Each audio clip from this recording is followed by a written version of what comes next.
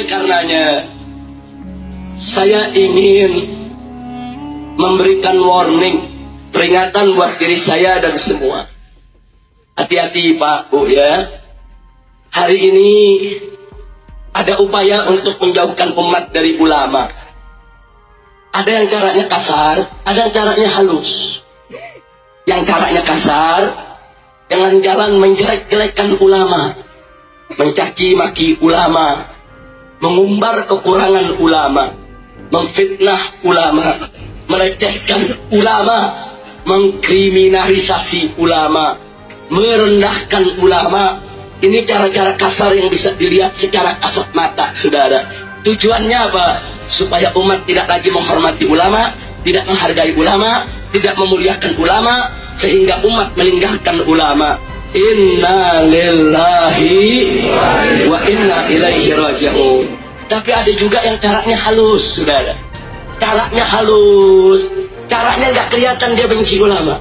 Caranya nggak kelihatan dia musuhi ulama. Caranya halus, Pak. Caranya halus, Bu. Bagaimana cara dia? Perhatikan baik-baik, saudara. Saya berikan beberapa contoh. Pertama, apa dia katakan? Dia katakan, hei umat Islam, Islam itu agama yang suci. Ulama itu manusia yang bersih. Karena itu harus hati-hati.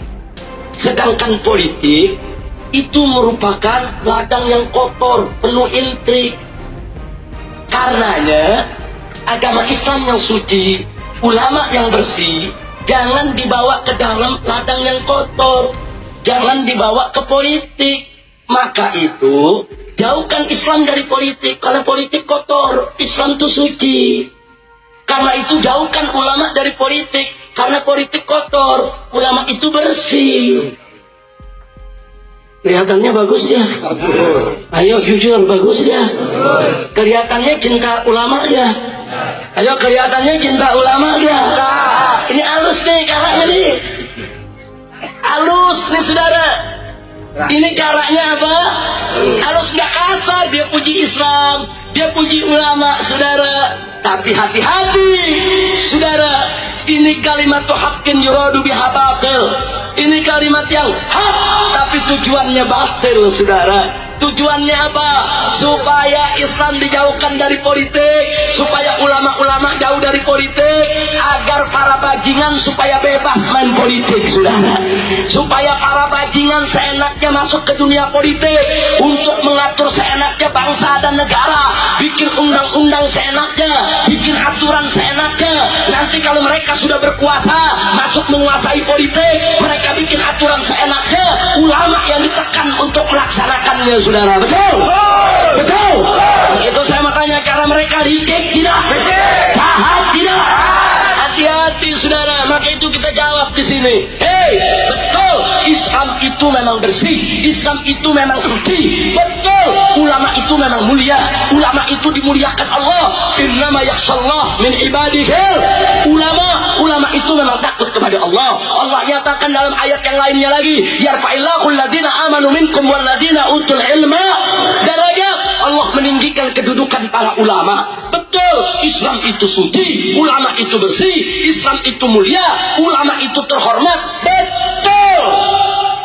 Tapi kalau kau mengatakan politik itu kotor, tunggu dulu. Politik itu tergantung siapa yang memainkannya. Manakala politik itu dimainkan oleh ulama yang mulia atas dasar agama yang suci, niscaya politik tersebut hanya ditujukan untuk mencari ridho Allah, hanya ditujukan untuk kepentingan bangsa dan negara, saudara.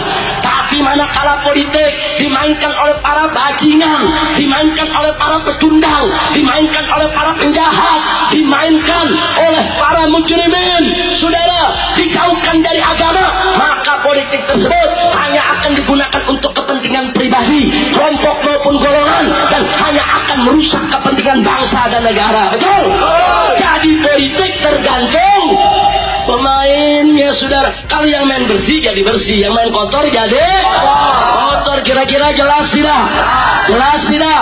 Nah, sekarang saya mau tanya Anda, mau politik kotor atau politik bersih? Politik kotor atau politik bersih? Pertanyaan saya yang berikutnya, apakah kalau bajingan main politik bisa bersih? Bajingan main politik bisa bersih? Bajingan main politik bisa bersih? Politik jauh dari agama bisa bersih?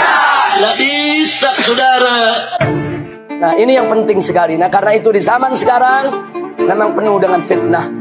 Maka itu sebelum saya akhiri, saya ingatkan satu hadis.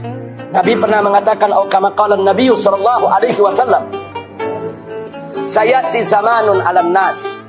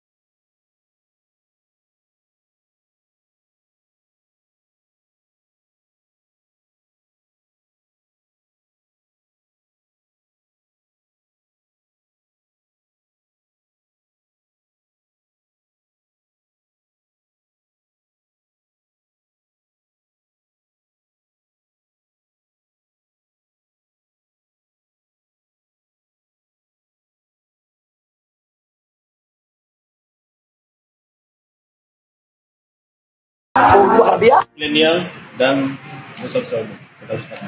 Bismillahirrahmanirrahim. Assalamualaikum warahmatullahi wabarakatuh. Waalaikumsalam. Orang baik itu sudah ada sejak Nabi Adam, diwariskan kepada Habil, diwariskan kepada Sits, Idris, Nuh, sampai kepada Nabi Muhammad SAW. Lalu apa fungsi Nabi waktu itu? Menyatukan orang-orang baik. Ada orang baik, ada orang baik, ada orang baik, tapi tak bersatu. Maka datang Nabi Muhammad SAW, dia tidak bersemedi di Jabal Nur, tapi beliau turun ke bawah untuk menyatukan orang-orang baik. Oleh sebab itu, ulama yang baik adalah ulama yang bisa menyatukan orang-orang baik.